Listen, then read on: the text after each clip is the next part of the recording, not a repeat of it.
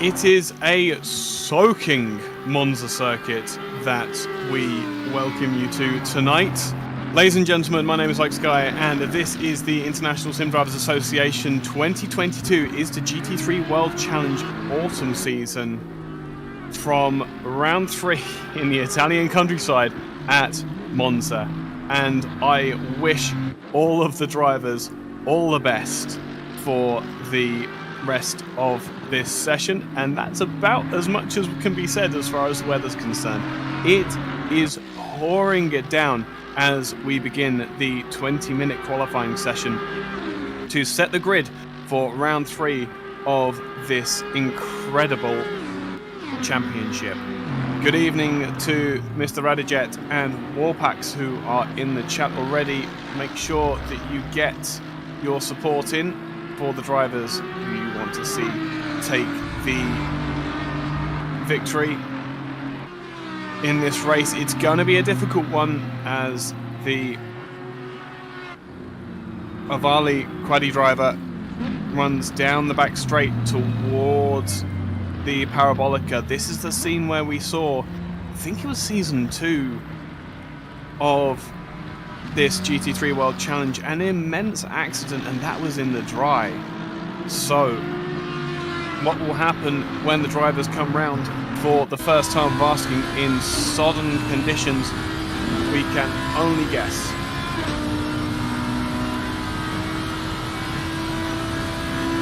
On board with Robert Alavi. I'm going to get that wrong many times. On the brakes into turn 1 at Prima Variante. Oh, big slide, big slide as he tried to get the car stopped through turns 1 and 2. I was hoping that we were going to stay on board with him, Mr. Race Director. Do you have a better audio sample for us to listen to while we ride on board? In towards the second chicane now for Marlavi. On the brakes into second gear. Be patient on the exit. There's not a lot of grip anywhere around there. In through Lesmo 1, third gear, but you are balancing the front and rear stability in these conditions. And then on the brakes again into Lesmo 2, super patient and slow, trying to get these tyres up to pressure and temperature. Centre left-hand side, which I'm surprised by, although there may be more grip on that side of the track. There, that makes a lot of sense. On the brakes now into Variante Ascari. Take as much of the curve as you dare. If you're in some of the more front-engine cars, you can take a lot of curve. Brave move from the 189 car to go across that final curve. Now the long tear down towards Curva Parabolica. The only bit of respite that the drivers will come across, you can't really make a pass here. What you can do, however, is set up a pass for the start-finish straight. Big lazy twitch in these soaking conditions for Alavi, and then back across the track towards the start-finish line. He will go as high as 6th, as immediately gets demoted to 7th, but don't worry.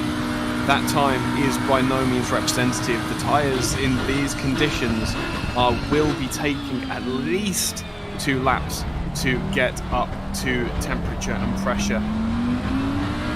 Even if you are aggressive on the tyres. Oh, here we go. This is what we were looking for. The V8 Vantage of Dan Minton. Hopefully he's going to stick out. Hopefully this is going to be a representative lap time as he comes down the back straight towards the end of the lap. Aston Martin should be quite strong in these conditions. Low fuel, fresh tyres, Minton getting the perfect setup to approach the start-finish line with, balancing on the edge of adhesion for the victorious Secret Racing car. He comes across the line, and let's do a full lap on board with Dan Minton. Up through the gears he comes. into 6th gear, and then as late as he dares, let the ABS do the work down through the gears, down into 2nd, down into 1st, through turn 1 and turn 2, get on the throttle as early as he possibly can, straighten the wheel up nice and tidy. We expect that from the Englishman. Coming around through Misano, just hold the car in.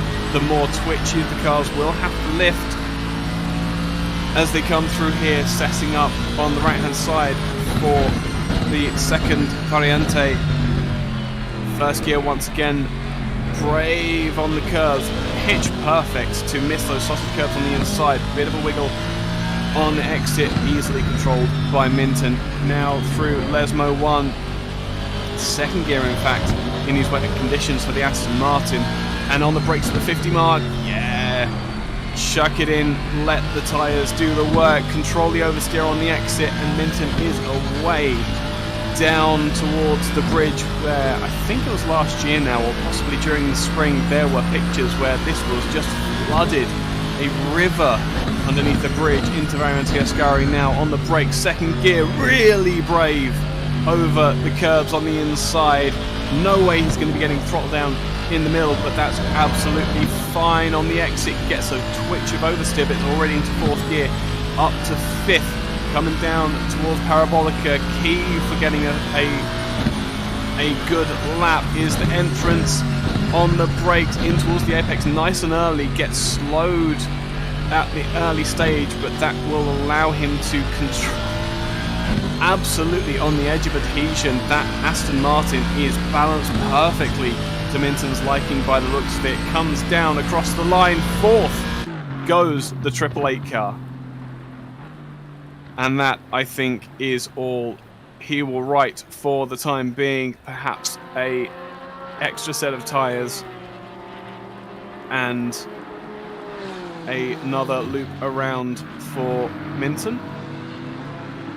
Meanwhile, Carlos Dulic circulating in one of the Pirate Racing NSXs. NXI? Yeah. Currently 3 seconds off at the moment, but setting up very much so for a fast one with the 130 car in front. That will help him drag along these long straights. Just a question of where he's going to come across the Porsche. Is he even going to get as far as the Porsche?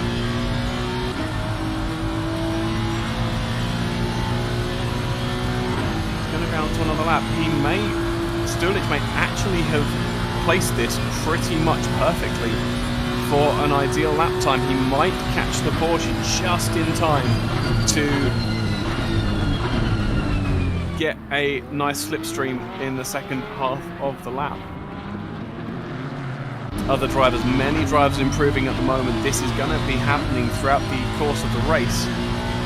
As well as during qualifying. As the cars circulate, they are wearing out a dry line. The more cars to circulate, the faster the track is going to become.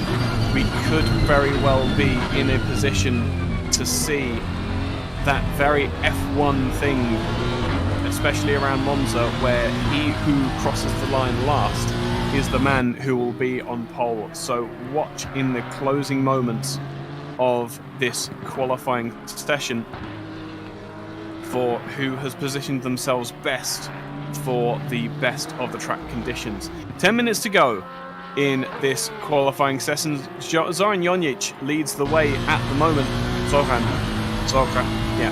Jonic leads the way with a 1:58.195 blistering time from the 24 car. Filip Borovets is in second with a 1:58.387, 2 tenths off.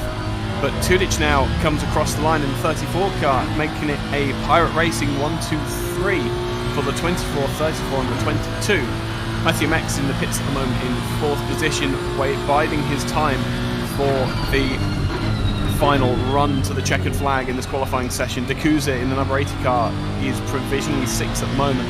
Stulic, who is our camera car for the moment, is running around in 7th, just in front of Dan Minton, who is circulating on an outlap. This could be another very quick time from the 888 car. Aiden Doyle just behind in the 85 car.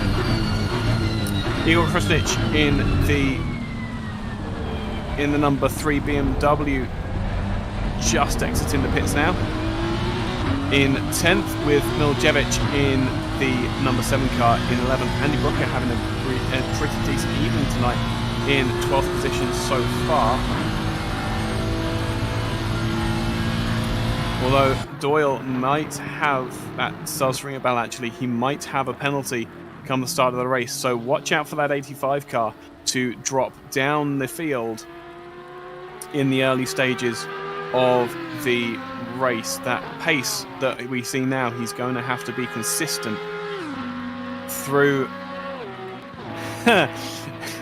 he's going to have to be consistent through the entire course of the race. Very good, Ivan. Evening to Ivan Vugrinich. That's my best guess, I'm really sorry. And Kamikaze VG, hail to you as well.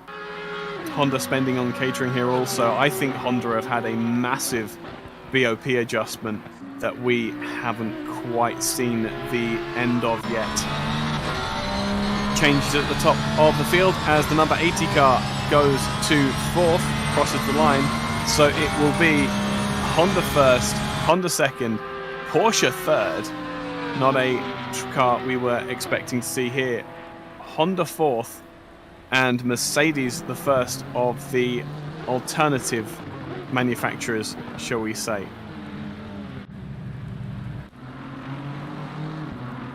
Plenty of time left in this session for strategies to play out. And I got as far as Brooker in 12th, but Igor Van Coyle is in 13th, Slobodan Kosic in 14th in that mighty fast Ferrari. I think the only Ferrari in the field, I am correct.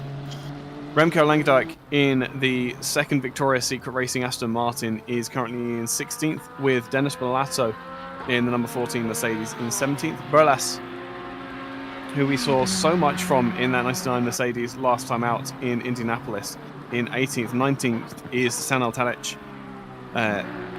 Ivo Zoricic is in 20th in his Audi, with Ivan Masic in a 25 Audi as well. Dunster lead is behind at the moment in the Pirate Racing Academy Porsche, but is improving and may well find himself going up quite a few places as well. Ivo Miljevic is sat in the pits, is not taking part. I don't know if that's through a ban or through choice, but you've got to admit that if you're in the lower half of the grid, the idea of sitting out qualifying just to make sure that you have the best tyres, the best setup for the race, it's a tempting proposition. Kosic comes down towards turn 1 in the Zaxby Ferrari. All looks pretty stable so far, but that prancing horse has a habit of biting when you least expect it. Unfortunately, I don't wish that on Kostic in the slightest.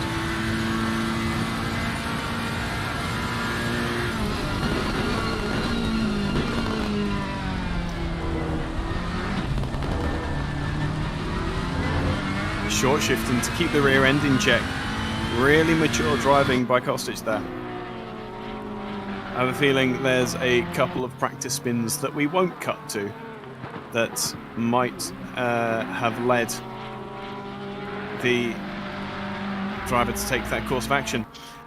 Let's have a quick look up and down the timing screens.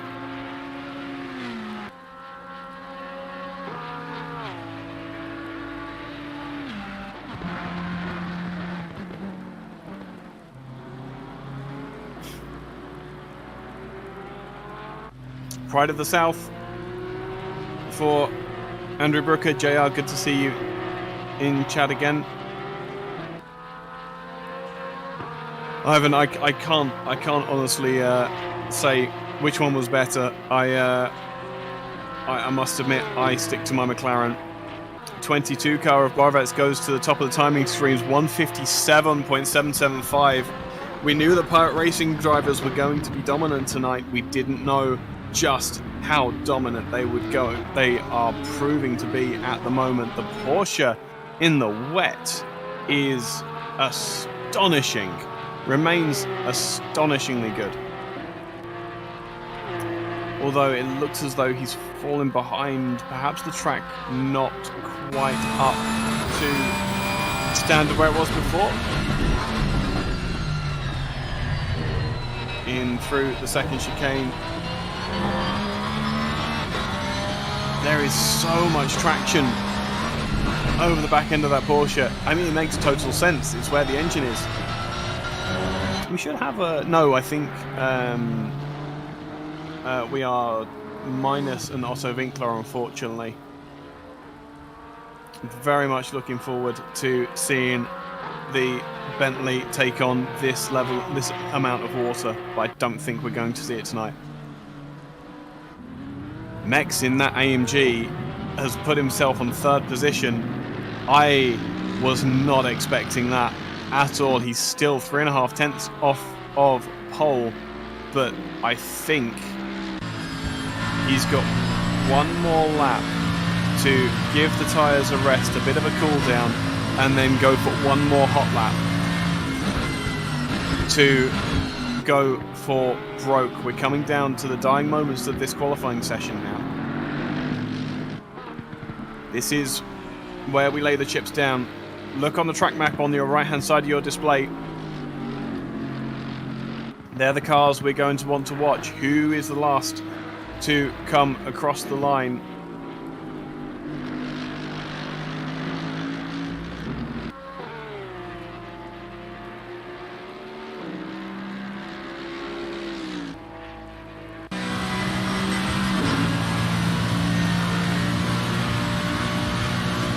Mex is off at the moment. Who is going faster? Blato is going significantly faster, but not enough to get him up any significant amount of places at the moment, unfortunately.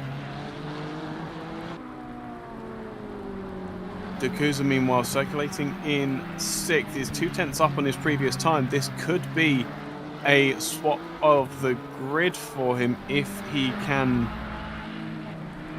keep that position. If he can keep his current speed. It looks as though he's fallen behind through the Lesmos, though. That's how tricky these conditions are, even when there isn't that much water on the track, as I'm sure there isn't yet a dry line developing, but just on the apexes there is a hint of grip. But that just makes it all the more tantalizing to try and go for it, and that's where the mistakes are made. Dan Minton, meanwhile, circulating in 9th, half a second up. This could be quite a boon for the 888 Mercedes-engined Aston Martin V8 through the first Lesmo, second Lesmo, and on down towards Variante Ascari. How brave is he on the brakes? Just the slightest of lifts, and the checkered flag is out. Didn't see who was the last across the line. Oh, I didn't get the drive. I think that was a bit of oversteer he got off of Ascari. Still 2 tenths up. There is still pace to be had from the V8. Can he get it right into Parabolica? Beautiful 4-wheel slide. If you can get the image at any point of the steering wheel, my goodness, watching him float the car, and it is float the car into Parabolica, is a sight to behold. Jonic is going fast. He's going fastest of all so far. He comes down into Parabolica now. I did say it would be the last across the line to go fastest, as he doesn't quite get the drive, but he is faster. Is he fastest of all?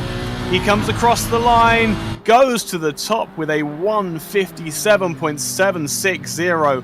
What a lap in the end for Zoran Jonic. I would love to see the replay on that and see just how close he was to losing it at every corner. That was a massive display of car control.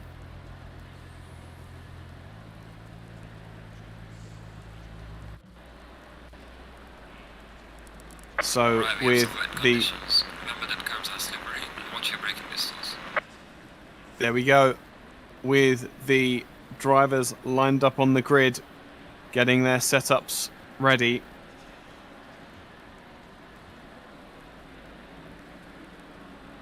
Should we do a ad break or shall we do the... There we go.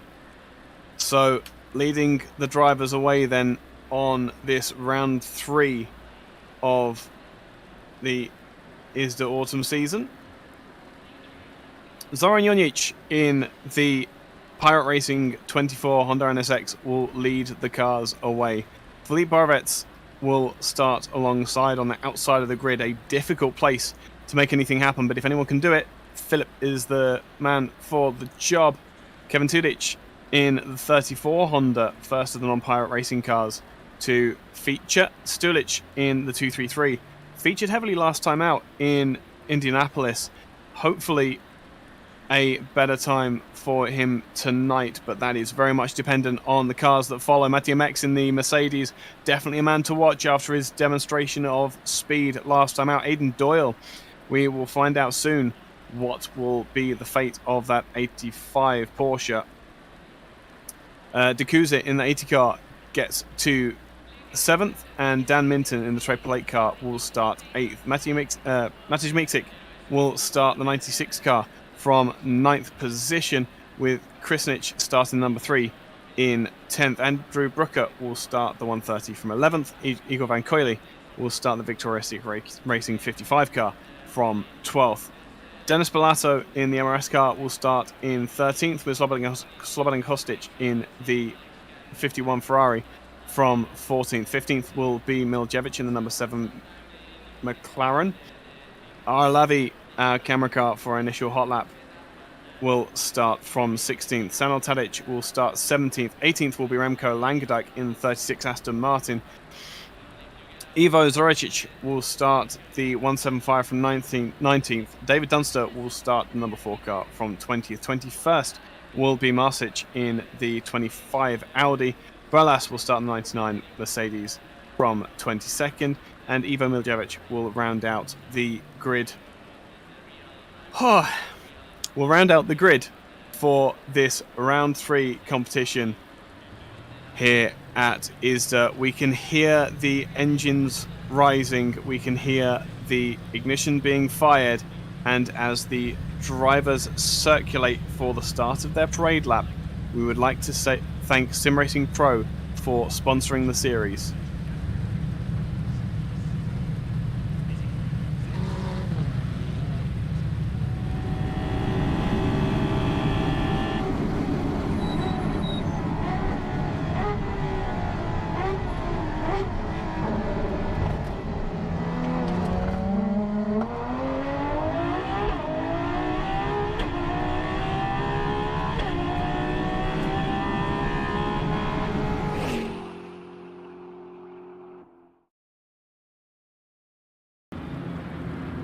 So once again, thank you SimRacing Pro for sponsoring the series. Their links will be below for all of the best sim racing products.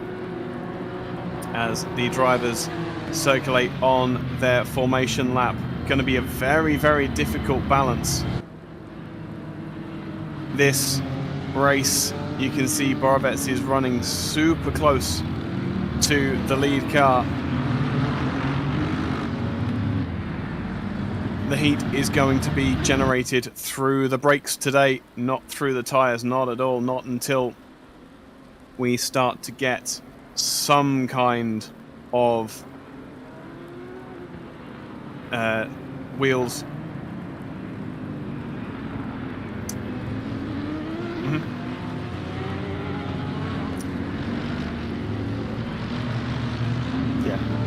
So, Aidan Doyle will not get a penalty for last week's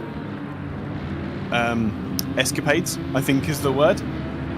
So that 85 car will start from 6th position, and the Porsche in the wet is absolutely a car to be wary of.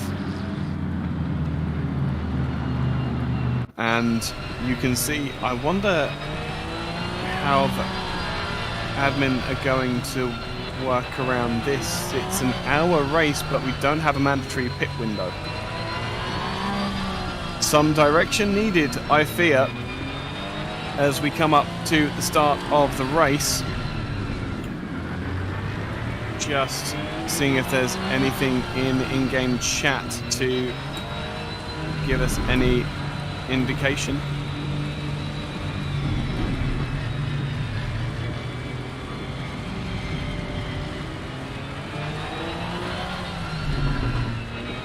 So the pit window will be announced in chat. It is still mandatory. So the 4 tyre change that we have seen so far will absolutely be mandatory. As the drivers at the head of the field, I always hate watching cars drive through other cars. It's terrifying. Obviously, fantastic that we can have the option of being able to have collisions off in these terrifying conditions. But my goodness, I don't wish this on anybody at all. This is the race control. Pit window opening and closing will be announced in race control, race control, and in game chat.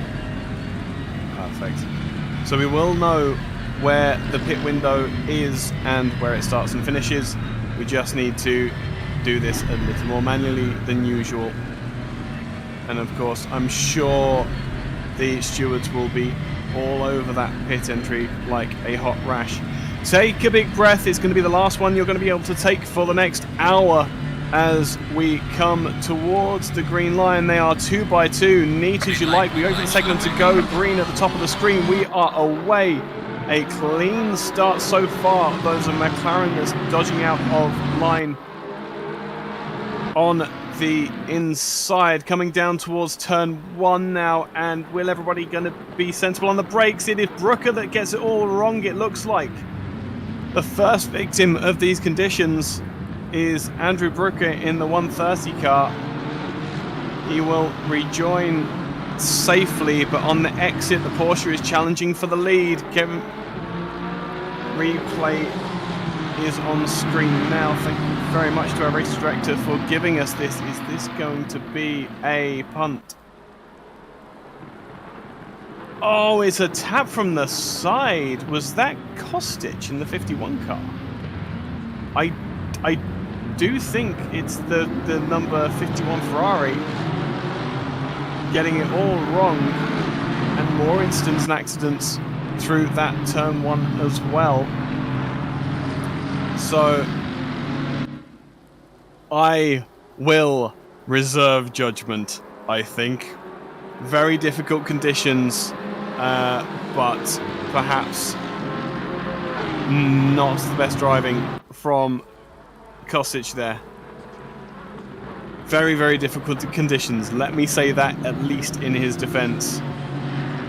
Minton defending from 6th. It looks like he fell back ever so slightly as Tulic now. Tulic has gotten to 2nd.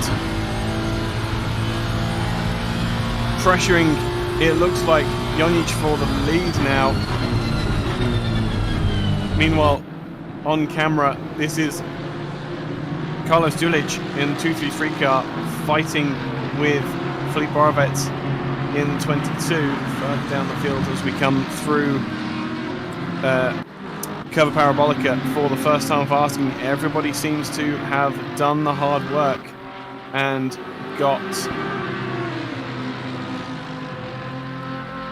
has got through there safely. Damage on the 130.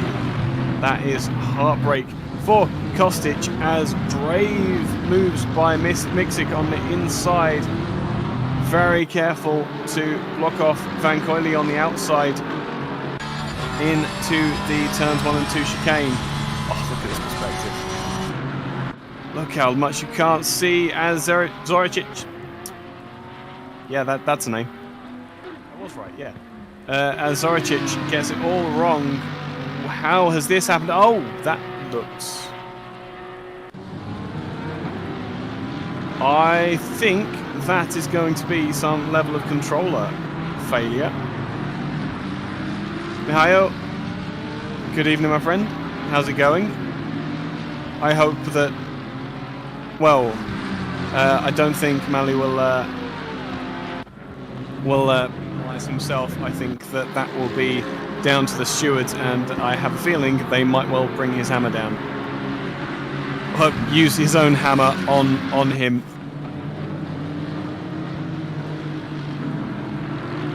As per usual in ISDA, the fight in the middle of the pack is where it's all at.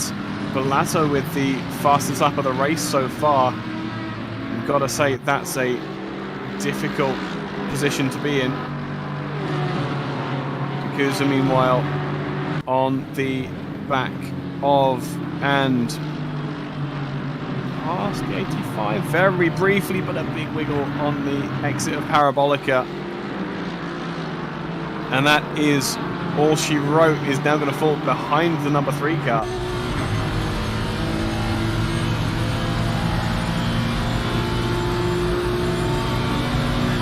Oh my goodness, that car is so quick in the straight line.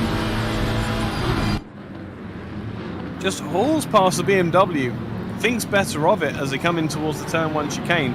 But now the 96 car is on the back of the NSX, and this, what was a 3-way fight, becomes a 5-way fight with, if you can believe it, Igor Van Coyle in the 55 car and Remco Langendijk sat behind both of those cars, Victoria's Secret Racing cars.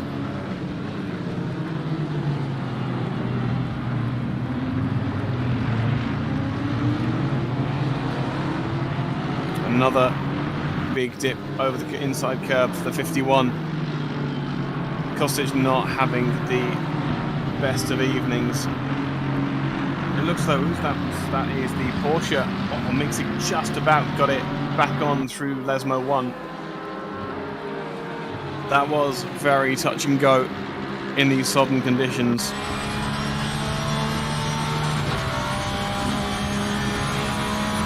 And where are the rest of the drivers finding their speed? It looks as though Krisnic is hunting 85. Doyle very much the stopper in the bottle for the lower half of the top 10. Leading, I think, 1, 2, 3, 4, 5, 6 cars as they come down towards Parabolica. Krisnic having to attack and defend. The NSX wiggling left and right, trying to think of a way past. Has the overspeed in the draft. Can he make it happen on the brakes into turn 1 though? This is where the BMW is strongest. On the brakes for the Honda, twitching left and right. He's gonna brave it out there. There was contact. But I think, as the 96 Mixic gets it all wrong on the exit. I think that was... I am a humble commentator. He was alongside enough, I think. Just over the curb, lost traction, got a little bit greedy on the throttle, and that has put him back behind, I think, number 4, Dunster. So Dunster up to 16th position now through the foibles of others.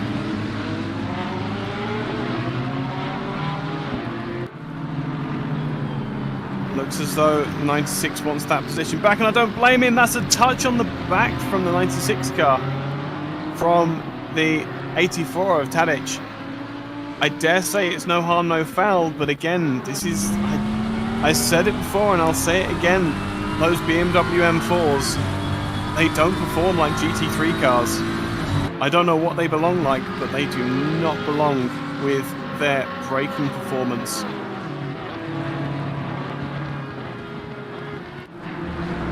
Good to see Team Jonic in the chat. Get some hype going. This could be his opportunity as the 14 is off. Or back to second, you say? He isn't as yet, but I can imagine it's going to happen. Jonic takes the fastest lap as, it was just a kick of oversteer for the Mercedes. Easy done.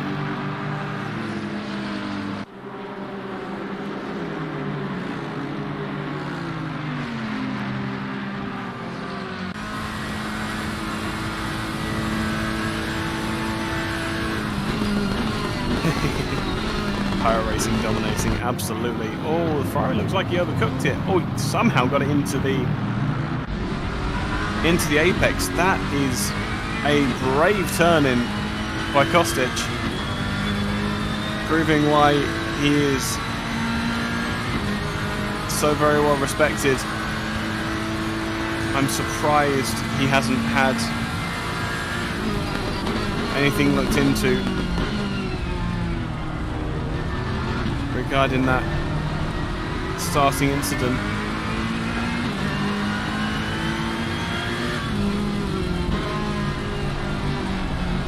Being super careful on the back of Remco Lankerdijk.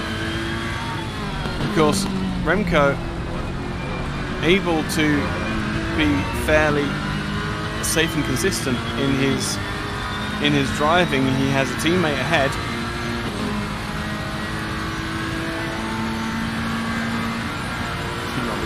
Yeah, tell me about it. As the wet weather begins to separate the men from the boys, a big switch oversteer for the Ferrari, even bigger on the exit.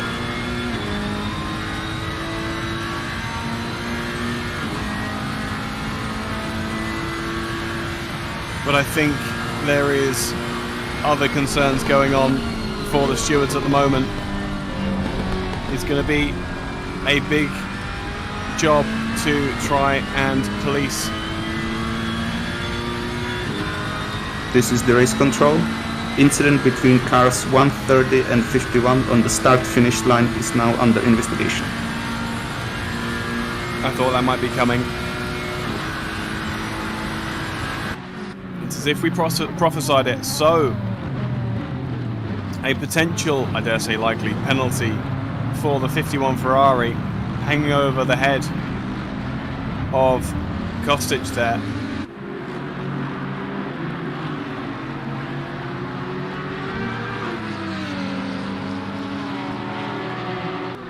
Are my two favourite cars battling for position. Let's see how this will go.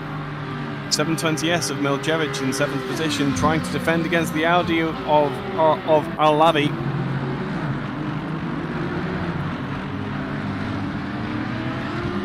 Oh, as the 4 gets it all wrong, that might actually give the position to 96 in the short run. Nope, he keeps hold of it in the end.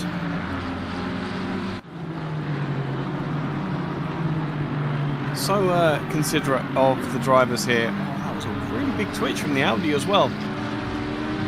Robert having to do a lot of work to keep that car just in a straight line.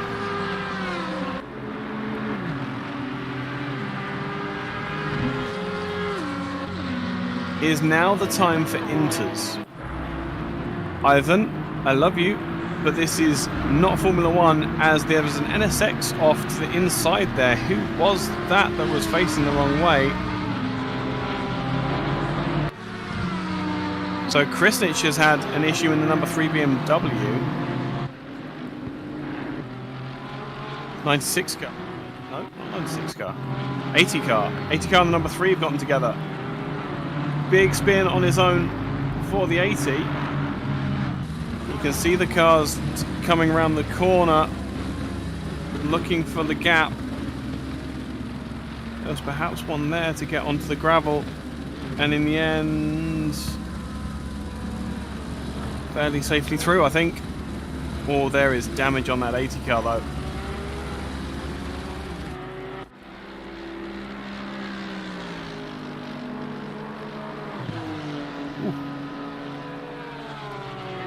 Ah, so there was contact at turn 1 as well. So D'Acusa and Krisnich very much getting up close and personal in these conditions. Brooker being an absolute soldier to keep circulating in a massively damaged car.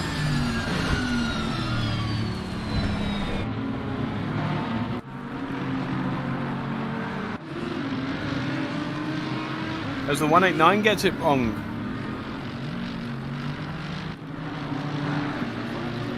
Which one was a Ferrari joke? I'm sorry, we're running with slightly more delay than last time so that we can give you better visual quality. Which one? I've said a couple of things since then. Oh, is it on his own? Is it on his own? Oh, the 189 car. Oh, and a big tap on the wall as well. Unfortunately, that isn't going to be doing the Audi any favours in a straight line. As, if I can be so bold as to request, the 84 car, 16th position, it's a three-way fight over 15th.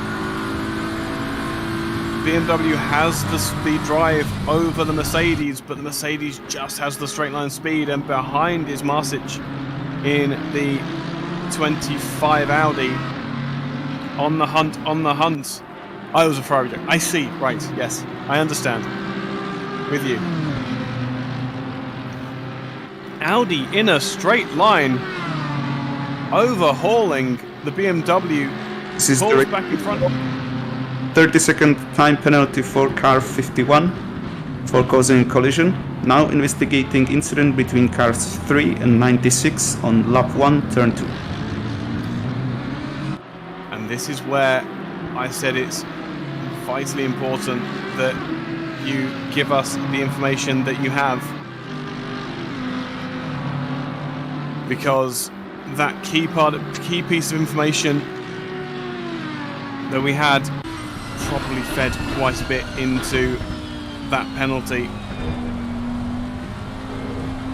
All things being balanced and equal, then the 51 car should be around where the 130 is on track, and he can try and make that pass again. 96 goes for the pass into Lesmo 2, can't get the traction on the exit, and the 4 car will take it back. Patient driving from Dunster there. I've been ahead of sliding in the last corner. That explains it. Ooh! Yep, driver and me came out there. The 96 gets it all incredibly wrong as they come down into Ascari, and you can see just how difficult the driving conditions are, as there was almost an accident with an Audi as well. So the 189 car, having gained a position, almost lost it again through no fault of his own. Kostic, meanwhile, on the back of Remco Lankerdijk. I do love me a little bit of lag. That was terrifying. Imagine driving down the motorway at 150 miles per hour and a car appearing on the brakes. Ferrari just about keeps it in a straight line as they come in towards turn 1 and 2. Aston looks so planted by comparison. The Ferrari very much likes to dance, and that is absolutely Kostic's driving style as well. If you ask me how I know, I've raced rallycross with him as well. Just in case. Oh, as the 96 car has now got ahead of Tadic, but Tadic trying to fight back over 16th and 17th. We watched this fight between the Aston Martin, the Ferrari, and almost the number 7 of Miljevic, now free of the Porsche hunting, able to run his lines in this wet conditions. But look at how much you just can't see. The cars disappear into the spray. It's so wet here. No sign of a red flag or even a safety car as yet.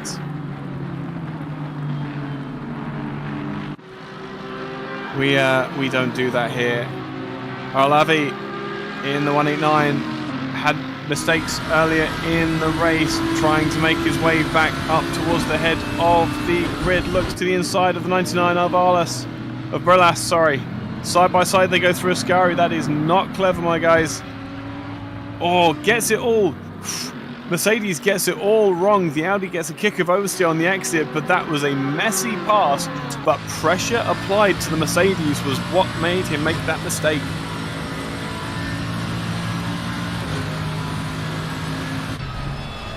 That is the very opposite of an unforced error. I don't think there could have been more force put on the side of that Mercedes without contact being made. Mixing the 96 car after that massive error behind his teammate.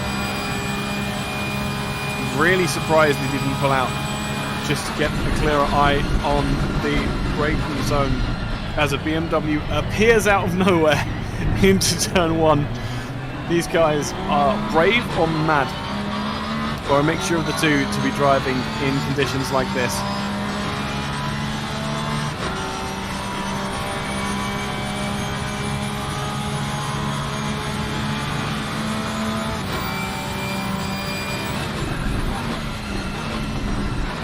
Safety brake this time for the Porsche. He's not getting caught out again by the braking. Through Lesmo, tentative as you like. The slightest hint of a four-wheel slide there as well.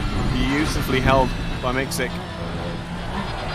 And once again, the spray catches out the Porsche driver. A night to forget for the 96. As the fight that he was trying to make his way up to goes on, 25 and the 84 ahead and behind each other. It looks as though BMW didn't get a very good drive off of Ascari. It looks as though the drivers are just about fanning out just enough for the pit window to be able to open up. But of course, doing it manually this time, you can pretty much guarantee that the stewards are going to be on it and penalising drivers where they see fit. Dacusa, as they come across the line, has the straight line speed on the 130 car. Nothing that Brooker can do carrying that damage, but he's doing such a good job to even be in this fight. The mistakes of others are what are causing him to be up there. Hopefully we will get a return to the fight that caused that issue. That was a massive slide by the NSX there. And wonderfully held by Dacusa there.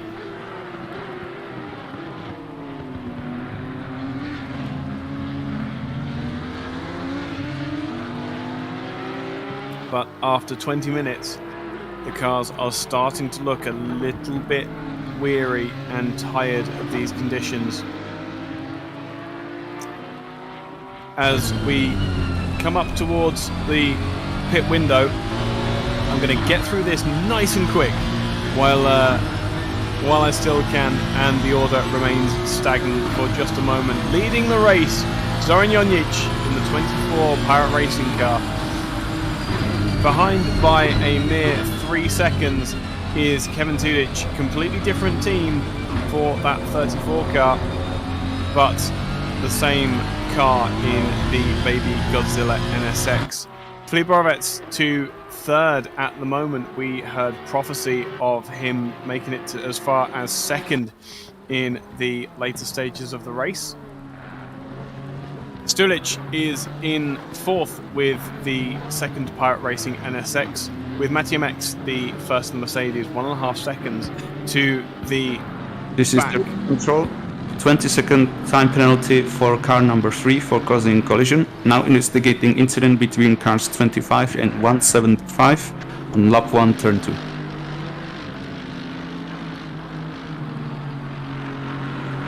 Race control as always being as transparent as possible. 20 seconds to the number 3 car before contact. It seems rather fair. Dan Minton, the strategic genius that he is in the Triple 8 car, all the way up to 6th position for Victoria's Secret Racing. Aidan Doyle in the 85 car was the stopper in the bottle, now starting to close in on the Triple 8 car in these soaking conditions.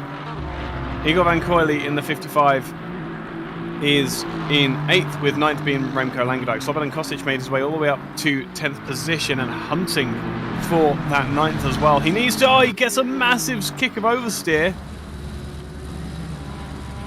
Stay off the racing line, stay off the racing line, stay off the racing line. Good man. So he will fall behind Dunster in the number 4 car. Don't think he will go as far as number 3 though. No, he's back up to speed and into Parabolica before the BMW can make his way to him. So, across the line, as soon as I mention his name, he throws it to the scenery. Slobodan Kostic then demoted to 12th, Dunster to 11th, Miljevic 10th. Igor Hristic is in 13th, Balasso 14th, Tadic in 15th, Arlavi in 16th, Brelas in 17th, Miksik in 18th, Masic in 19th, 20th will be D'Couza, 21st, sorry, 20th at the moment is Andrew Brooker. I didn't see that replay. Or we're looking at a replay now. What has happened coming down into Parabolica for the 99 Mercedes? He gets on the brake. Is that a touch on the grass? Oh, that's a mighty kick of oversteer for the 99 car. And Brooker, the pit window is open. Brooker is, I'm sure he is very happy to be availing himself of some repairs. 28 seconds, which means that hopefully, if the penalty has worked out correctly, when Kostic comes out of the pits, he is going to be behind. This is the race control. Pitting in the pit window is still mandatory.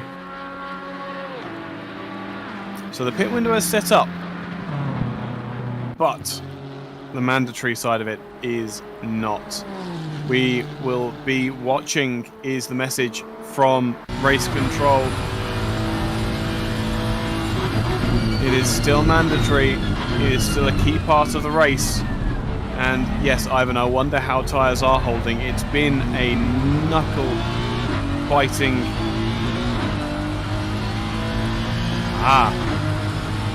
We have a full lap on board with our current leader, with the best view in the house around this wet Monza track. I'm going to leave you with him for just a moment.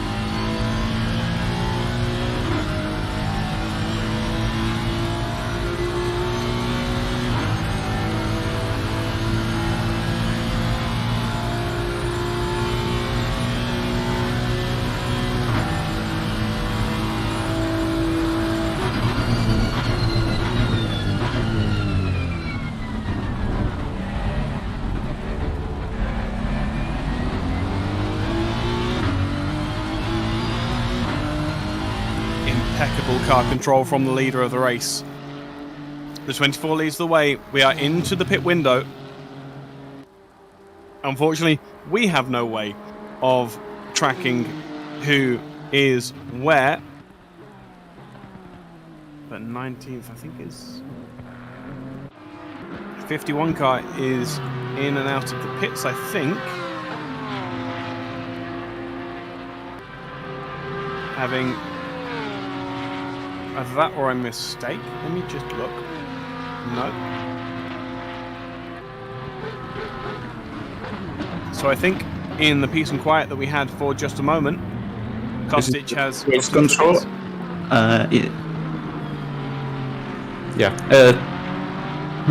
Yeah, this is the race control. Time penalty 20 seconds for car 175 for causing an incident. Now investigating incident between cars 80 and 3, lap 4, turn 1. Sorry for putting you off. No worries. So, with the pit window open, we come to the halfway point of the race. You have to question what the drivers at the head of the field are thinking and feeling. Doyle is up behind Minton in the 85 car, hunting the Aston Martin. And it looks as though, unfortunately, the penalty hasn't quite knocked the 51 car back behind the 130. I was really excited for that battle as well.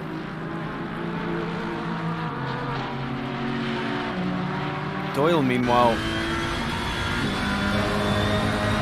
looks as though he's just staying on a second from the 5th place car at the moment. As they come across the line drive through for the 14. I have a feeling that was not assessed by the stewards, but in fact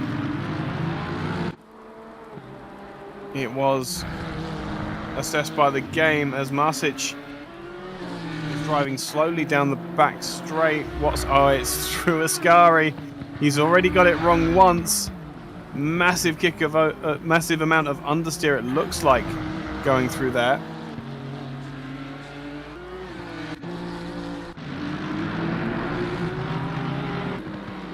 Yes, but Ivan, you need to change tyres in this race. That's part of the qualification for the pit stop being valid. So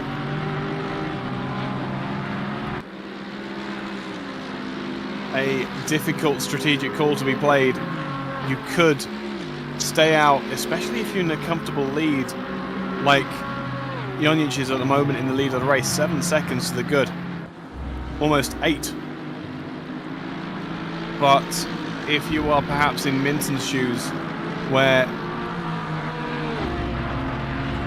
you have a car so close behind, you don't want them to be leapfrogging you in the pits. So what you want to do is make these tyres last as long as you possibly can. As the Porsche takes a very different line to the Aston Martin, I wonder if Jonic into the pits, Borovets into the pits, Stulic into the pits.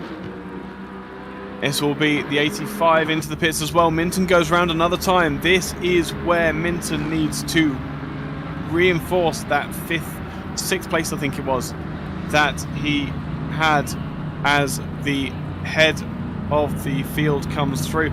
I don't think that the rest of the field had the confidence to go another lap. Meanwhile, the 888 car will take the lead of the race, and I can't help but feel this is yet another strategic call by Minton in the victorious. The race control.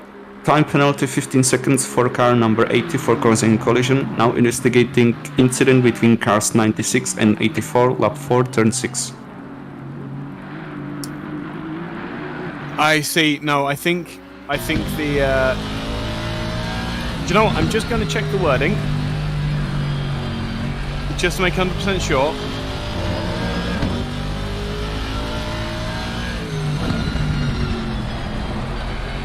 The pit is still mandatory. So the pit is still mandatory. It didn't specify what you did in the pits, but these are all gentlemanly drivers. I'm sure that they will understand the intent, to use a Formula 1 term, of what is being asked of them. We ride on board with the 888 car. This is going to be pit-in, I think it's got to be, hasn't it? Yeah, it does. Minton braved it out. He's going to have the best tyres for the end of the race. But will he have the car to be able to fight with it?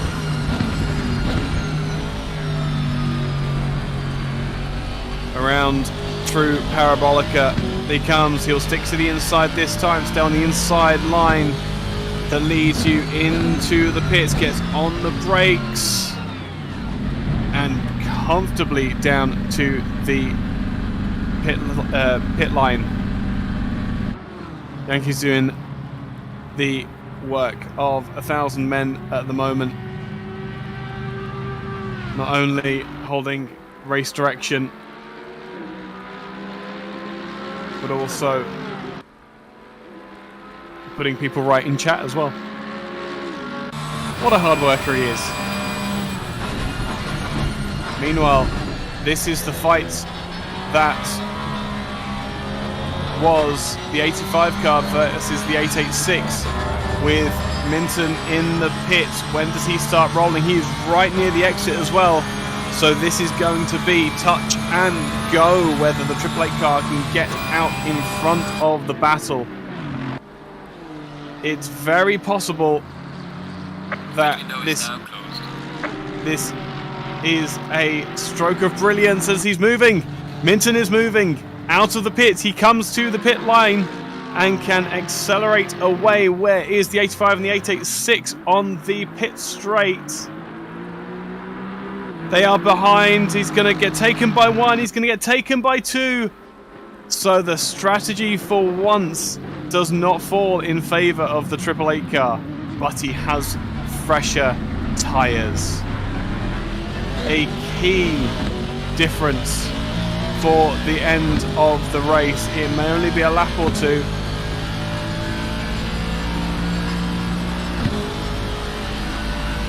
But key driving and key moves being made in this late stage of the race. Porsche gets on the brakes. The Mercedes was braking very late. Loads of space on the inside. The Porsche with better rear traction is going to get the position.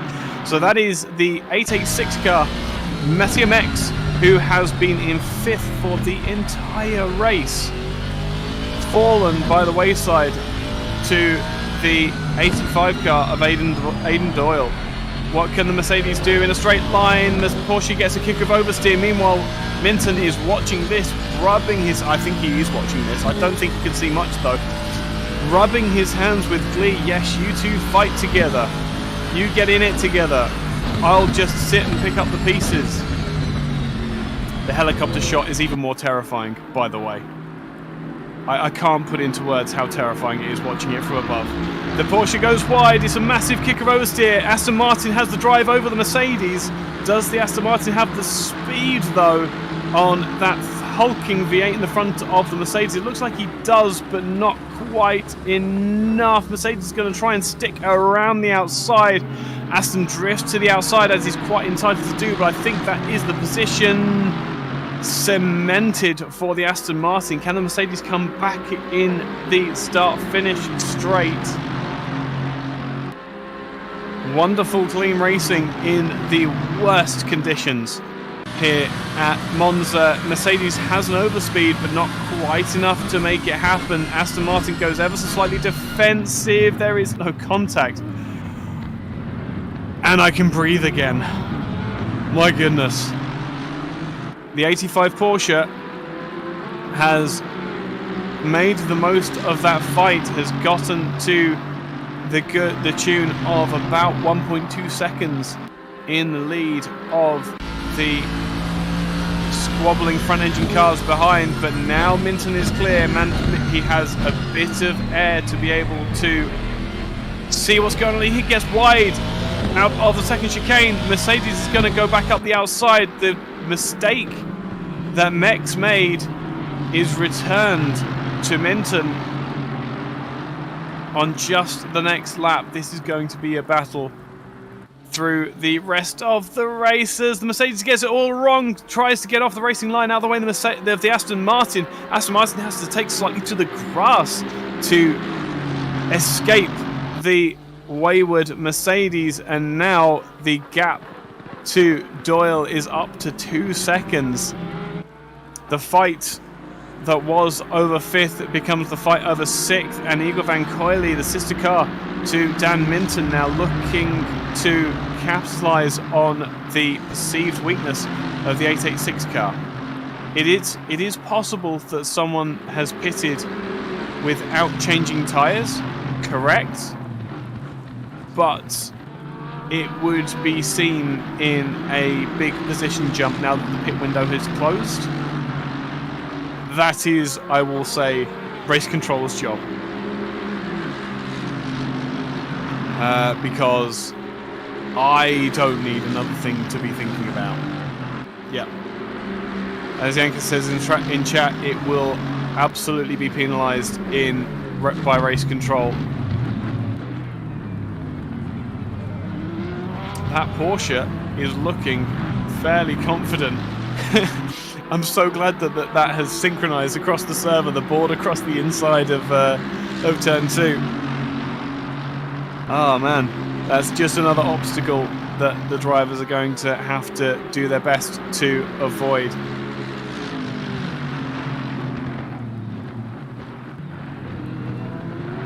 So the rest of the field struggling to...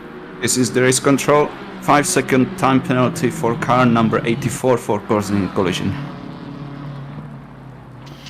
Senel Tadic with a 5-second penalty then. And a very different fight now for the number 4 car of David Dunster. He might have the pace. He might not have the pace to get up to the back of the 84. But we need to pay close attention to the progress of that Pirate Racing Academy Porsche to the back of the 84 BMW. This could be a position change just outside the top 10. And it's not even going to be on track. As Van Coyle hunts the Mercedes. Aston Martin versus Mercedes. We've seen this before once or twice. Does the 55 car have the pace to overhaul the 886? We know the Mercedes has been fast in a straight line.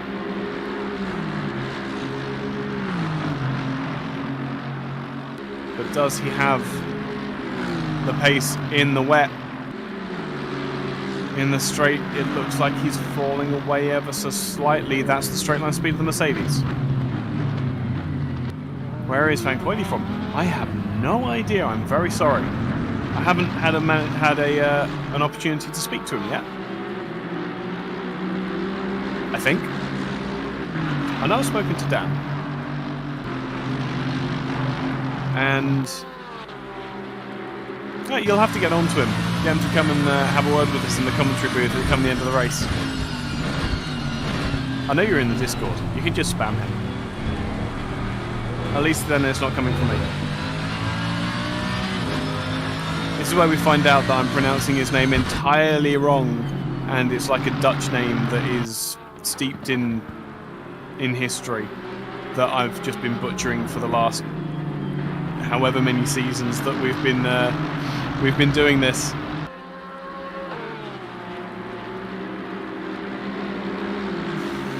Dunster's made progress on the 84 car. The gap's down to 10 seconds.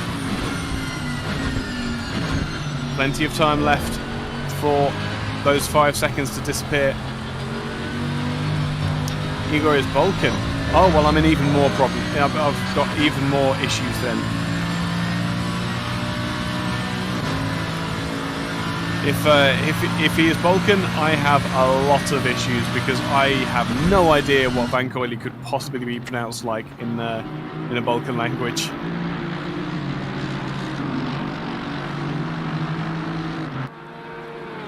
Still, the fight over 6th rages on. Minton looks like he doesn't quite have the pace to catch the 85 car and clear air as it all goes very wrong for somebody off there. That was, which one? That was the Audi of Zeret. Just looking at the replay. Oh, got it wrong on the brakes. And the chasing cars had to scatter. Ivo Zoricic having a difficult evening of it. About to go a lap down as well, having made that mistake.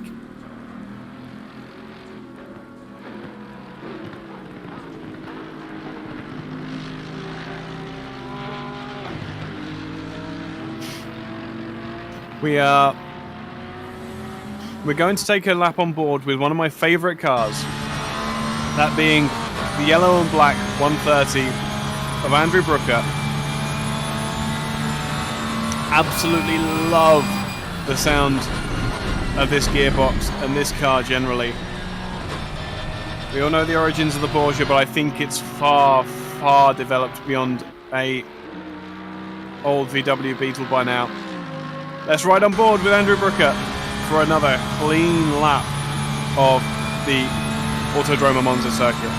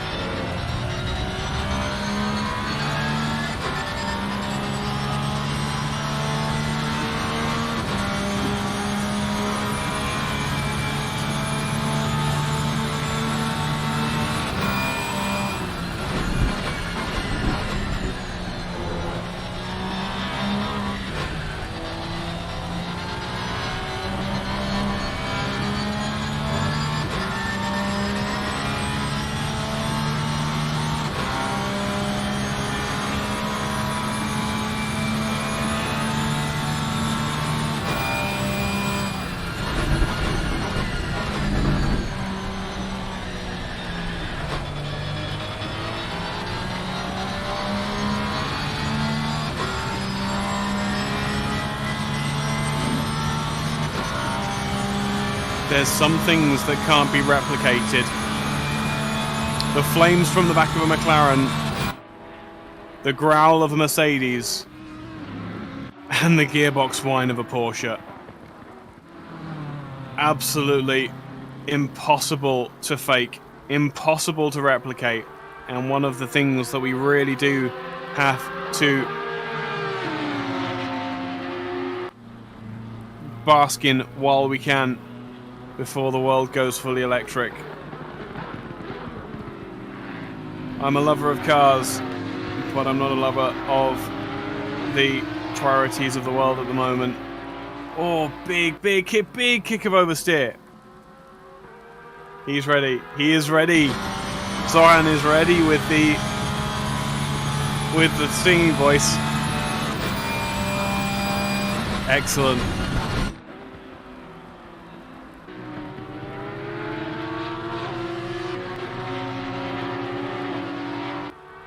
The exit through Parabolica. Alavi able to keep Mixic behind through a massive save for the Porsche driver. This spray causing the most complicated of issues. Not able to see your braking zones or the car in front until it's almost too late.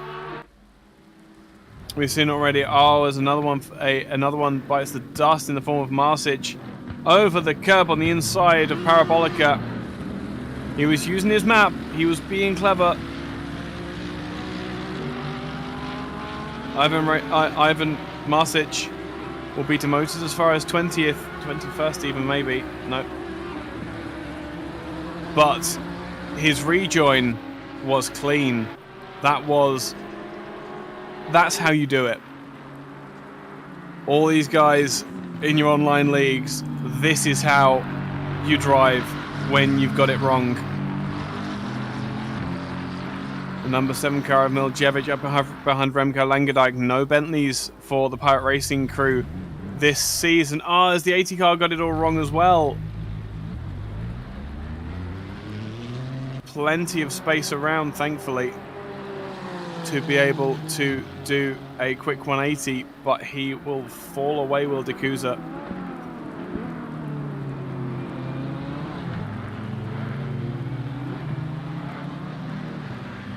Oh, he just got it all wrong. Looks like the grip is going away from the drivers rather than coming to them. He was a lucky that he was able to do that spin turn in peace, though. There is not a lot of space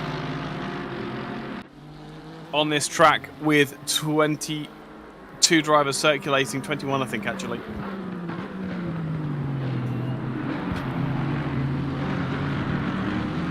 Spare your voice for singing at racing. I'm not singing. Zoran's singing. I don't need to sing.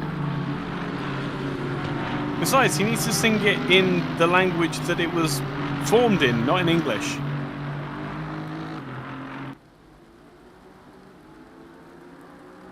What song will they sing? It's been an ongoing thing. Don't worry, you'll know when you hear it. Hopefully, and I do mean this, hopefully, he'll come in singing it. That's what I'm hoping for. As Bellato in a fight. Now the 130 car comes up behind some competition. These are fights over position. The Porsche hunting down the two Mercedes. 14 car gets it all wrong. Absconds to the escape road. We'll have to give the position back. Come on. There we go. And try it again. Honestly, I can't remember what the song is. It's something about him being an idol and drinking alcohol, but apparently it doesn't work in English. But now the 14 car of Bellato having to attack and defend, and failing the first of those is about to fail the second, it looks like, unless the Porsche gets very squirrely, which it does. Not able to get the traction down for Brooker coming out of the second chicane. This night keeps getting worse for Brooker. He's an excellent driver. We've seen him plenty of times being right up towards the head of the field.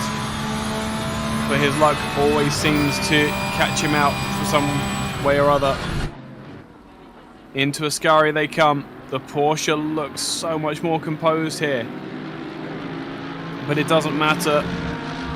The Mercedes will drift wide over the exit curb onto the exit road, and they still come out with the speed, as now the 14 has a look up the inside in towards Parabolica. The 99 goes defensive, as he's entitled to do. That is going to push the 40. That's going to push them both back towards the Porsche now, back onto the start-finish straight. What can Brooker do? He has a slight, and I do mean marginal, overspeed. But the 14 looks to the outside. This could be a massive accident coming in towards turn 1. There is no space. They touch. The 14's on the grass, goes straight through. Not the first person to go straight through, it seems. Once again, gets back on the throttle.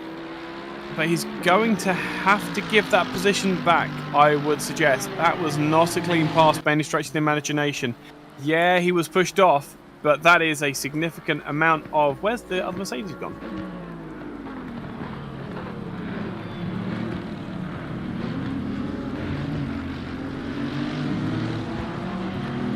Is there any chance we can get a replay of that? Watch what happens to the 99 car. Thank you very much. I really appreciate that. It's really nice having a race director. 14 car looks to the outside, has an ever so slight overspeed. Blue flags waving in the background. That is the lead, one of the leaders of the race. 14 car looks to the outside. This is where the gap gets smaller and smaller and smaller and smaller. Just the tiniest of touches that could even have been netcode.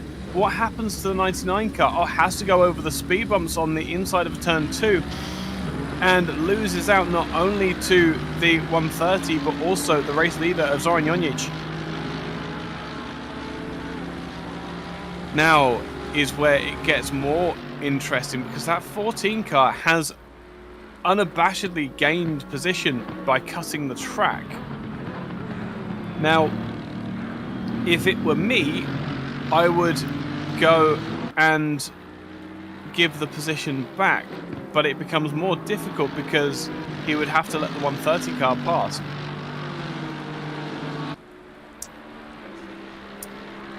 I'm going to leave that to race control because I can. If it was me and I was Dennis Bellato right now, I would be letting the leader, the 130 Porsche, and the 99 of Burles back past because I wasn't able to make that pass. But that's me. All eyes on the 14 then to see if he will slow down or if he needs to be hinted at for that incident. Meanwhile, leader of the race with a 5-second lead over the 34 of Kevin Tudic.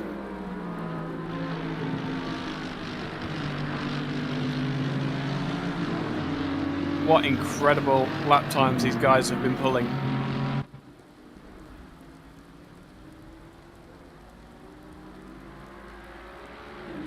Tudic, in fact, is faster than Jonjic at this moment. The gap is 5 seconds.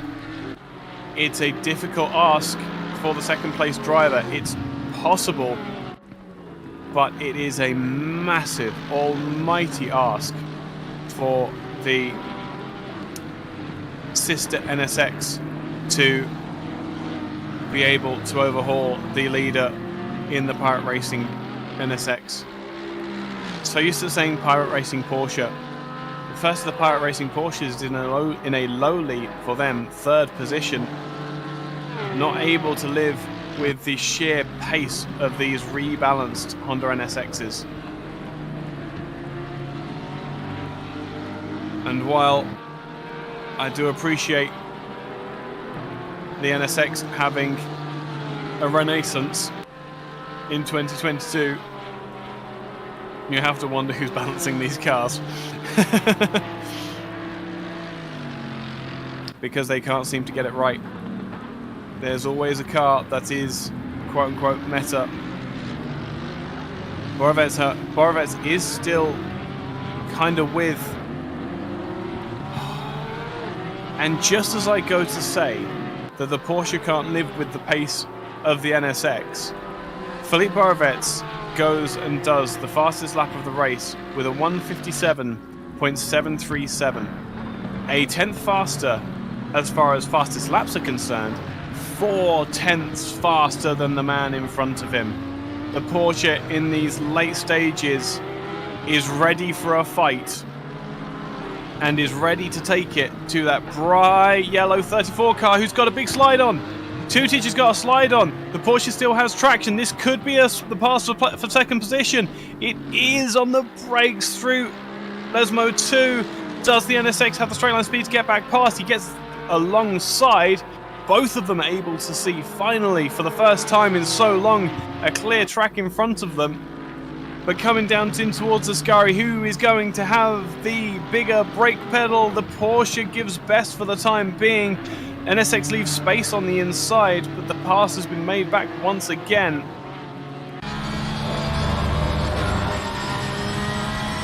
so the Honda is absolutely using all of its performance in these late stages of the race. The Porsche comes back in a straight line though. Might just be the... Oh, is it going to be the slightest of touches? The slightest of touches it's going to be, and Borovic will spin Tudic in the 34 car. Give it a final push.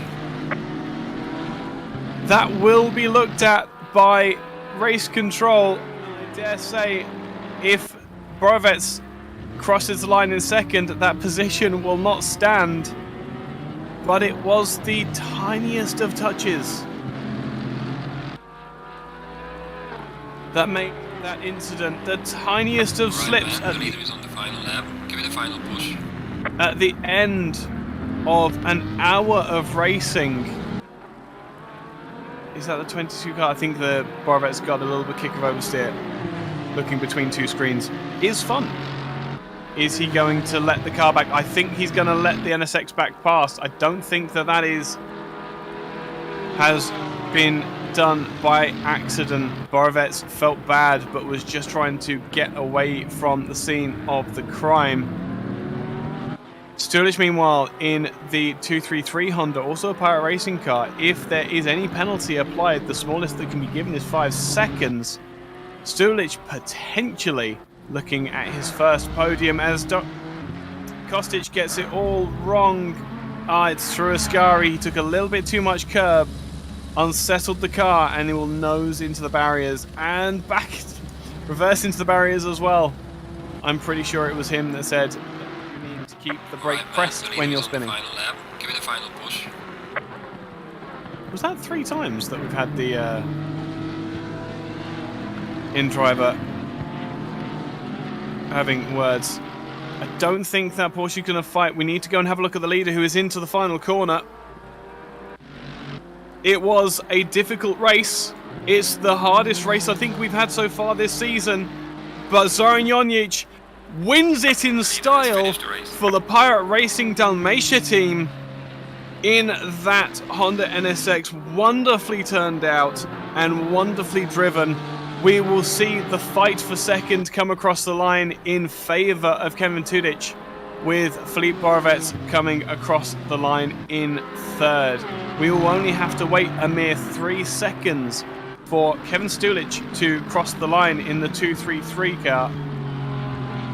Meanwhile, Igor Van Coyle trying to hunt the 85 car, as he has for this entire second half of the race. I don't think he's going to do it. The Porsche has got the traction off of the final corner.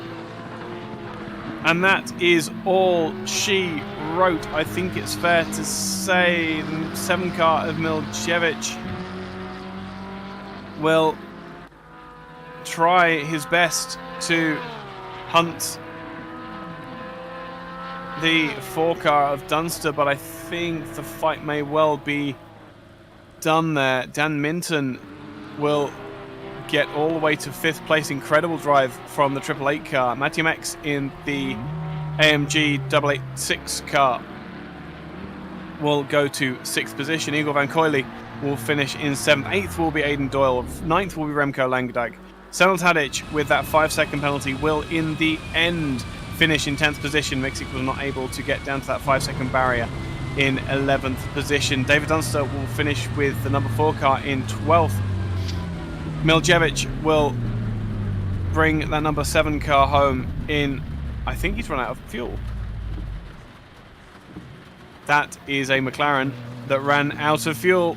The number 3 car will come home in 14th position. 15th will be De Kooser in the number 80 car. 51 car of Kostic will finish in 16th. 17th will be Bellato. Burles 18th. Masic in 20th. 21st will be Zoricic. Alavi will finish the 189 car in 21st, and Miljevic in the 998 McLaren will be classed as last. We wait then for just a moment for the drivers to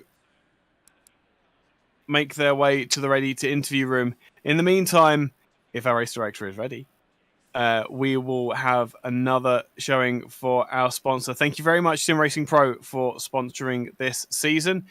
Go and check out the link below.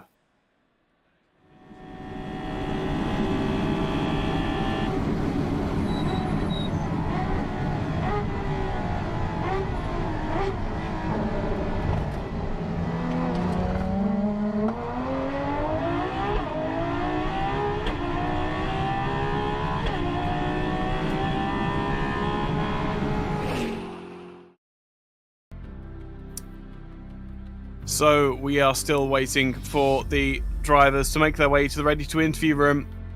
A reminder to any of the drivers that have this on in the background, we are ready, willing, and waiting to hear your voices as the highlights play in the background.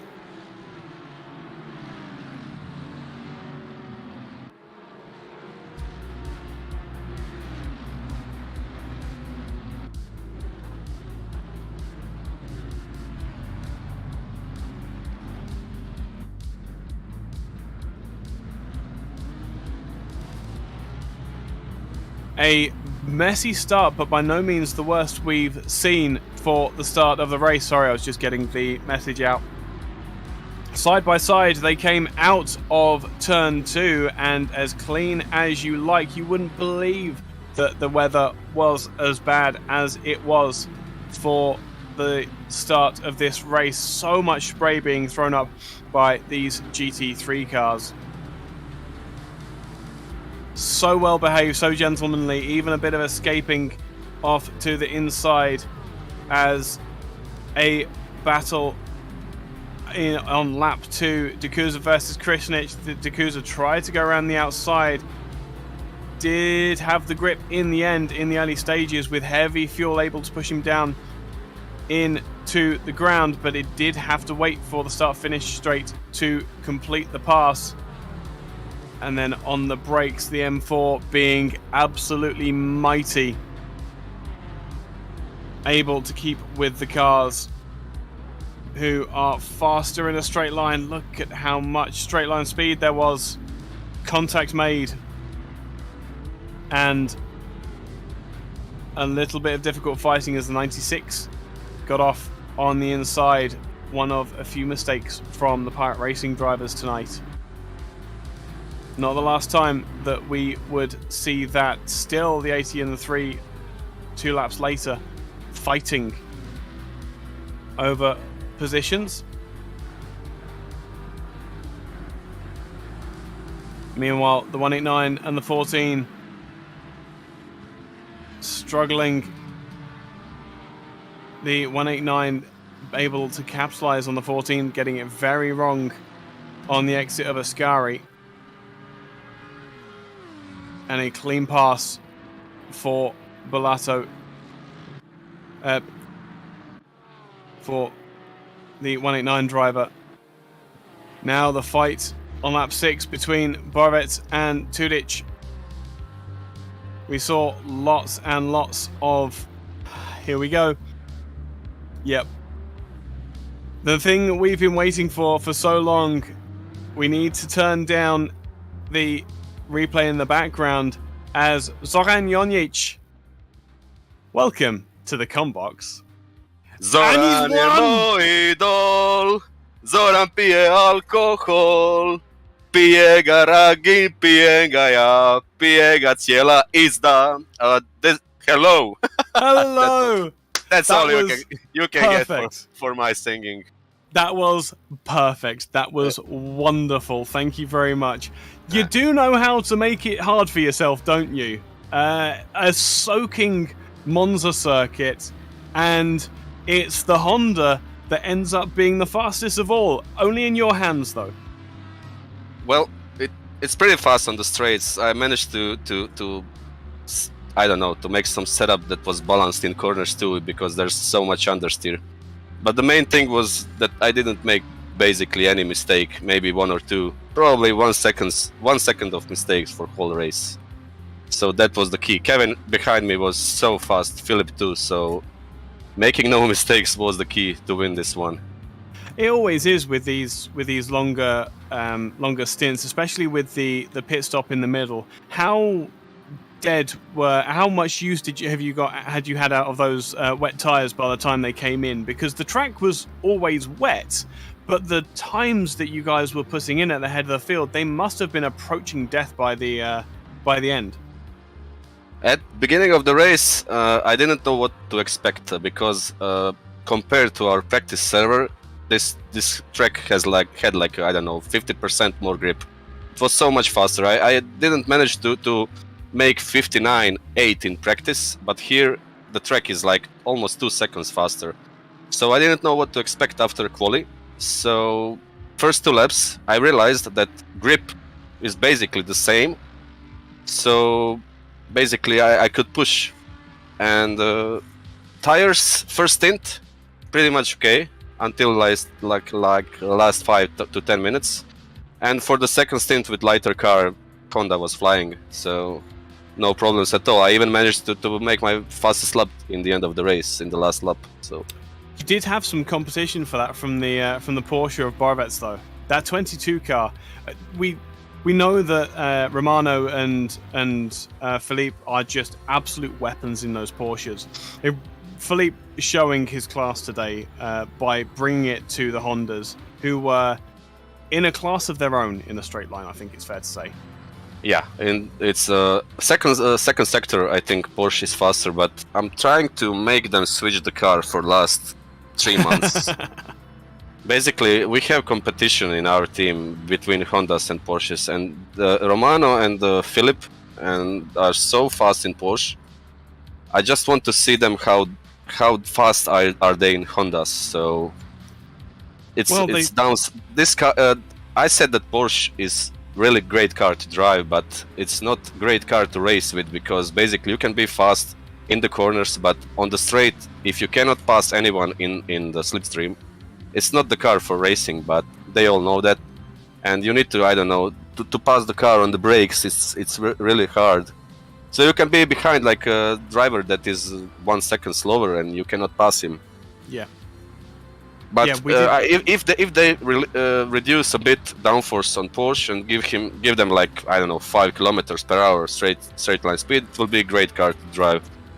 Well, then it would be the same as real life, where the Porsches basically win and own everything, don't they? Yeah, I was watching 24 hours of Spa, and Porsche was flying there on the straights too, overtaking no problem. I don't know what's the problem with Kunos to make this car like more realistic. It has like so much downforce. It's like you're driving a different class. I could see that on Silverstone, where Honda was like 1 second slower, but on the straights it loses everything. So yeah, of course. No, it's another one of those cars that is just so far out of the ordinary that it becomes difficult to warrant having in the same class. I've recently decided that's where the M4 sits as well. The braking performance for the BMW M4 is just so far above any other car in the class. yeah, It's almost dangerous to have them in the same class. I don't know. In real life, I don't like BMW, and I kind of like Honda. That's why I picked Honda last season. So now it got buffed, and that's it. That's the same story with Philippe and Romano and the guys like Mate and Dunster. They like that car so much, so they don't even care what's going on. And if they make a good result, then it's like double the satisfaction in the end. Yeah. Yeah. So absolutely. that's it. Yeah. Well, Zoran, you made it look easy tonight. I know it wasn't, but It wasn't. I'm sure it wasn't, especially when you get around to lapping traffic as well. Good grief. But Yeah, it was nightmare. It was nightmare. All my braking points went away from me, so it was very hard. I'm sure. I'm glad that I was up here in the warm and dry and not having to sweat my back off in the sim rig tonight. I don't know. I would like to see you on track, but in same time. Can you I'm do not- both things in same time? I can't do both things at the same time. I'm not a girl. All But, right. no, I am nowhere near as fast as you guys in ACC. I'm much further down towards the back of the grid. This is not my preferred sim to play. It's all practice and doing like Oh, yeah. I in this summer I took a break like 1 month, and after I almost like I was 2-3 tenths from Philip and Romano, and I took a break like 1 or 2 months. I came back and I was a second and a half behind. Whew. Yeah, and I see. now preparation we're okay. We were driving some races before this, and I'm getting there. Still not. I don't think still that I'm faster, but I'm getting there. I'm super happy with today's race. That's it. No. So you should be. So you should be. Maiden winner in the International Sim Drivers Association, Zoran Joncic. Congratulations, and Thank you. We will see you next week for more songs. I hope so. Okay, we can make something else next time. I'm sure. Let's see. Have a lovely evening, my friend. Thank you. Bye. And right, so a difficult night for next man into the com box. Slobodan Kostic, hello, also known as Mali, my friend. A difficult night for you for sure. Yes, indeed. Started off with a great start off the line, and then I hit Andrew Brooker, and I'm really sorry for that.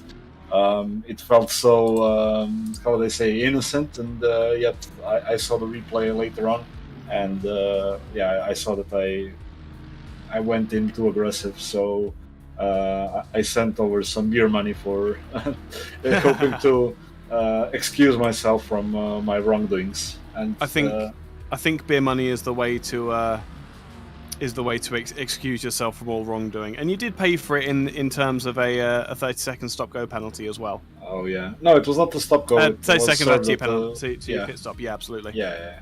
So it was a boring pit stop. I'm sure enough time to go away and get yourself another drink for the rest of the race. I'm sure. No, I don't drink during the race. Oh, you're one of those, are you? I mean, I drink water. Yeah, that's what I meant. If I told you something else, I would probably be under investigation by the race control, because the guys now told me that they wanted to disqualify me just for fun.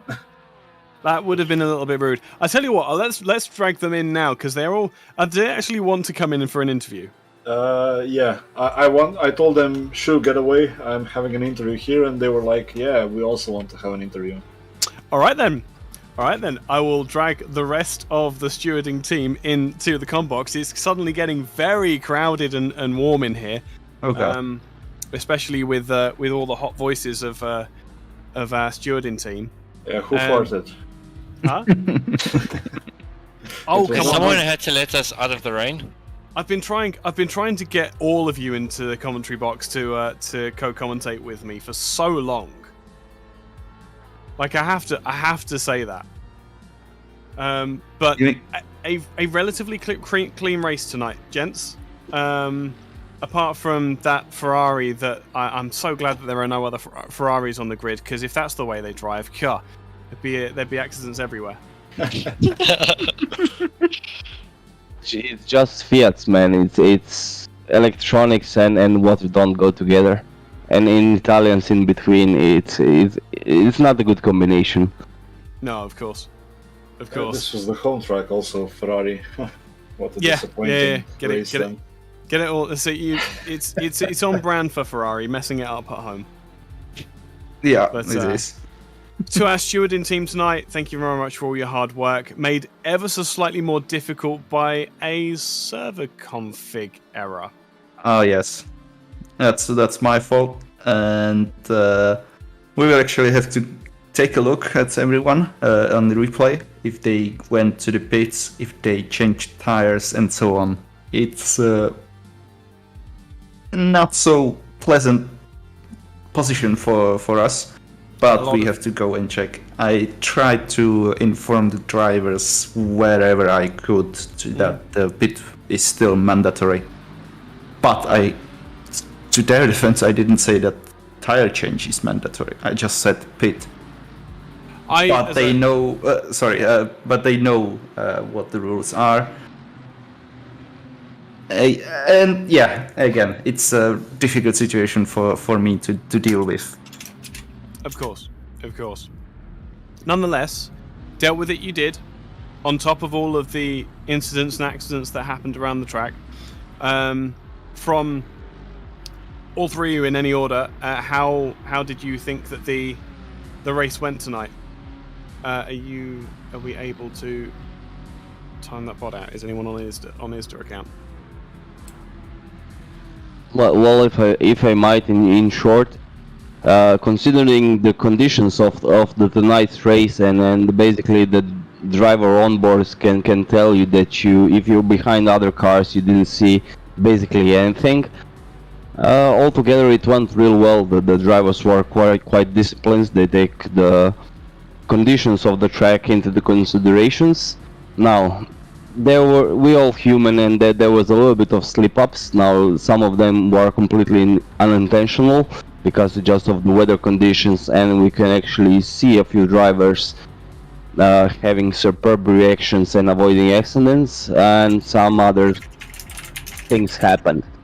Now we took into consideration everything, the damage, the if there were any kind of spins, loss of position, and you saw the results on the track with that. But in general, the drivers were driving superbly for the conditions. I don't remember any kind of leaks that you can watch right now and say the driving standards are this high.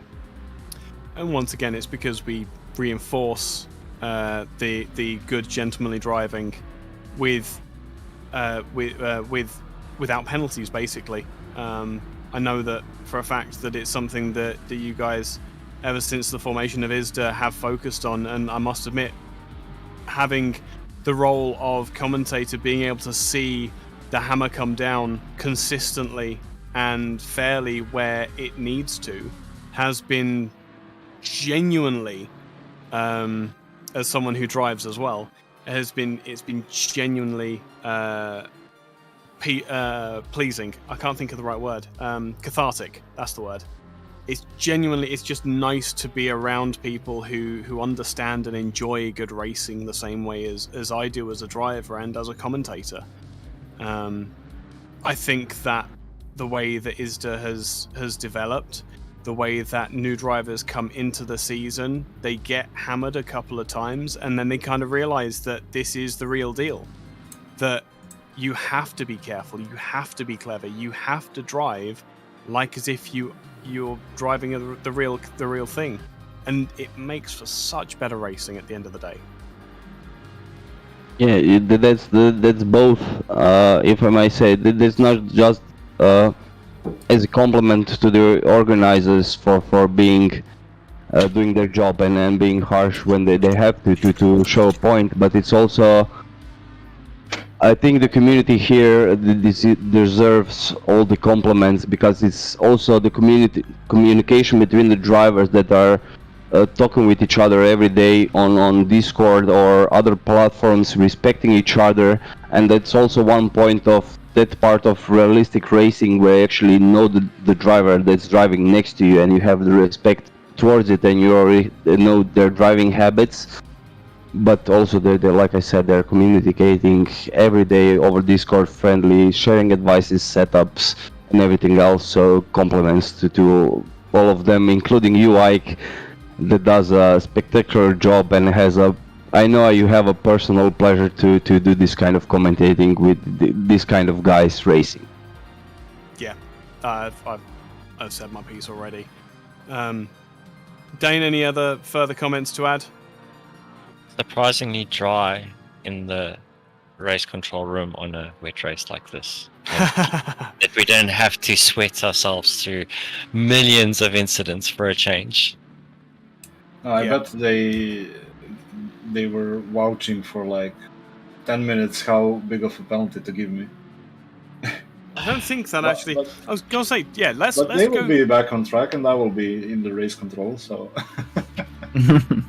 Let's run through that very quickly. So that incident at the start was a very difficult incident to actually deal with on a stewarding level, because the actual contact itself wasn't very hard at all. It was the slightest of miscalculations by Mali. That maybe if you can replay it on the stream, it would be nice to see. But it was, I think, it was over exaggerated by the ACC physics and or netcode. What happened was that I had a blistering start, and then like get away from the line. I immediately skipped 2, maybe 3 guys, and then there was this part of track where the pit exit is, and on the right side suddenly you get grass so I had to swerve to the left, and then I started braking because the guys in front of me were braking, and I felt so. Yeah, you can see how quick I skipped here. You can see that I overtook 3 cars maybe, and then I go to the right to pass Brooker. I think he's letting go of throttle here, and then as the grass starts, I start moving to the left. I just tap him, so I got 1 second of damage of this, and so it was like a brush, it was like a dent, and but yeah. This is what we get with sim racing that you can't get in real life. Oh man. It was so light from my side, and I was really puzzled about why I got the penalty. So then I went into replay after the race, and I mean, throughout the race, throughout my stream, I repeated how much I trust the guys in the race control, and that there was no chance that I get a penalty that high without being guilty. Yeah, you see, it's. Then I went into replay and I finally understood what happened. Yeah, so it was really maybe too aggressive from my side, and definitely I think exaggerated by the physics. I don't blame Andrew for letting off there. I think I would have done the same. When you're driving into a spray like that, it's not like as if you can go off your muscle memory of Monza, for example. You genuinely have no idea what is going to be waiting for you when you get to that point where the spray becomes invisible, basically. Yeah, but had it not been for that crash, well, actually, even with this crash, I think I went from P14 to P9 until turn 1. So it's I really had a great getaway, and to get involved after in penalties and my own mishaps, it was painful. With this kind of incident, you have to actually take into consideration a lot of stuff. For example, it's wet. You have to be more careful. You have to be the most careful you've ever been in racing right now, and it's lap 1. We always also take that into consideration, and the risk is high if you do that kind of maneuver, and we have to also take that into consideration. For the viewers at home, let me just very quickly make a point, because I know we've had this conversation before off air. But for the viewers at home, when you say take it into consideration, what does that mean? As far as stewarding decisions are concerned, what does that mean for you as a team when you're looking at stuff and you go, okay, it's lap 1? What does that change about your decision making?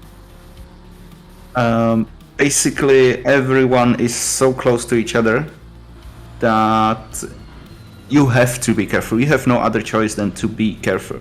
If you're not careful, you're that more to blame for anything you cause. So even the concentration of the cars alone makes it more.